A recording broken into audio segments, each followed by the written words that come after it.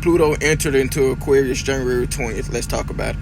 So to keep it simple, your south node is what you're good at. Your north node is what you suck at.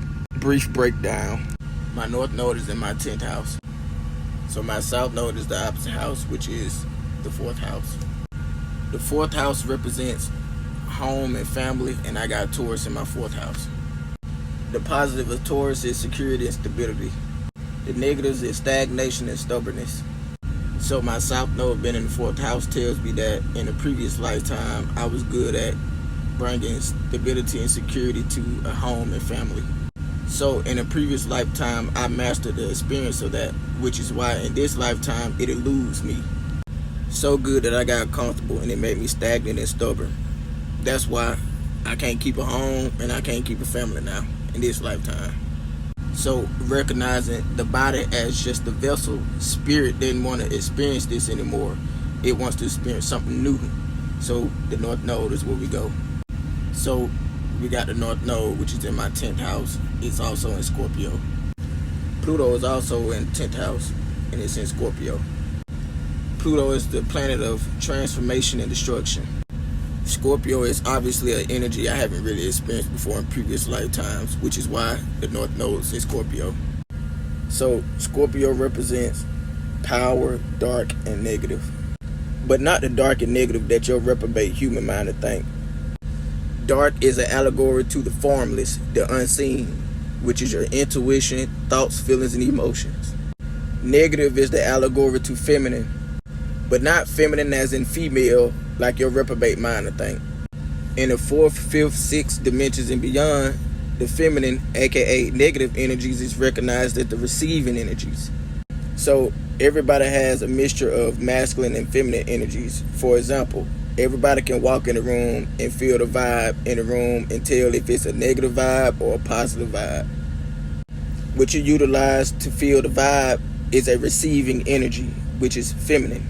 So by default, the masculine energy is the positive charge. So it gives, aka you're the one giving off the energy. So to tie that into the 3rd dimension, which is the physical realm for your reprobate mind, that's why the female body has the vagina and the male body has the penis. The female receives, the male gives. Okay, let's get back to the point. So that's why I've been where I've been lately, to talk about the stuff I've been talking about, because I'm moving into Scorpio, which is where my north node is, which is a feminine energy, a receiving energy. So my intuition has been enhanced, aka I'm an introvert. Okay, so tying this into Pluto moving into Aquarius. Some of y'all heard of the age of Aquarius, I'm pretty sure. So January 20th this year, we moved into the age of Aquarius, physically that is. In other words, your mental and spiritual bodies moved into the age of Aquarius years prior. Let me explain what I mean. Your mental and spiritual bodies are formless. They have no form. Your physical body, this body, is a very dense body. In other words, it's heavy.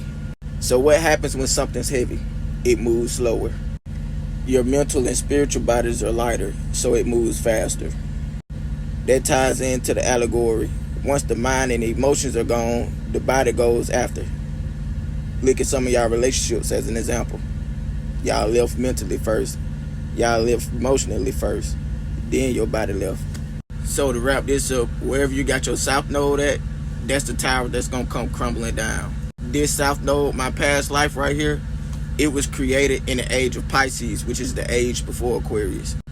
That was when Pluto was in Capricorn, but Pluto's in Aquarius now. So these old experiences, they gotta burn away. Now the spirit has authority over the 4th, 5th, 6th dimensions and beyond. So it doesn't matter what kind of fleshly desires this 3rd dimension body might have about comfort zone, south node. When spirit's ready to experience something new, it's gonna move your ass. So you can go gracefully or you can suffer and be removed forcefully.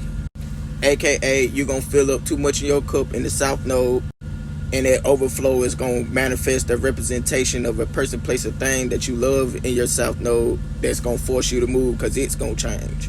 AKA, in my lifetime, I wonder why I couldn't maintain my home or family. Which, my form came in the form of my kid's mama. I'll just point some things out.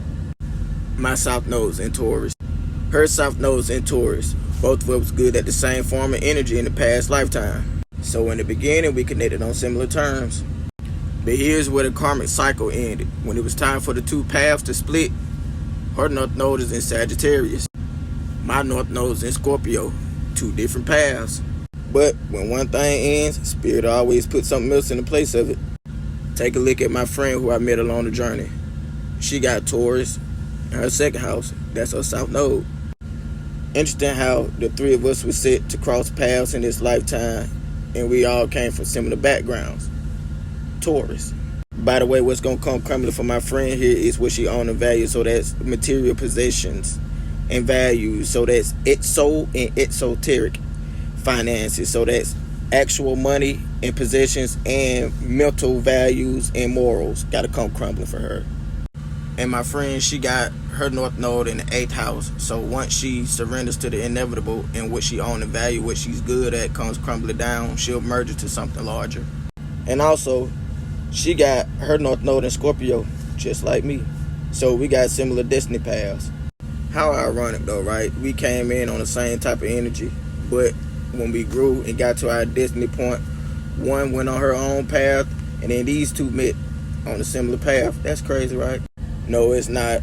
That's just like, it sounds crazy to say something's gonna come crumbling, but that's just how this shit go. But back to the point, Pluto's gonna go in and out of Capricorn and Aquarius for the next 6 months, all the way up until like November the 1st or something like that, when it enters Aquarius for good for the next 20 years. So basically, in these next 6 months, all of this shit that's gotta come crumbling is gonna come crumbling. So in the next 6 months, whatever you got the south node in your house is gonna come crumbling down. So you can either get ready for it or you can be forced into it. You want to know a little something about this Scorpio, feminine, dark, negative energy? You'll never truly know someone's intentions because it's inside of them. But their actions will always leave a signature. I told my kids' mama this a lot recently. It don't matter what your mouth saying you're doing and ain't doing, because your actions gonna show the truth. Introvert shit. It don't go no further than that.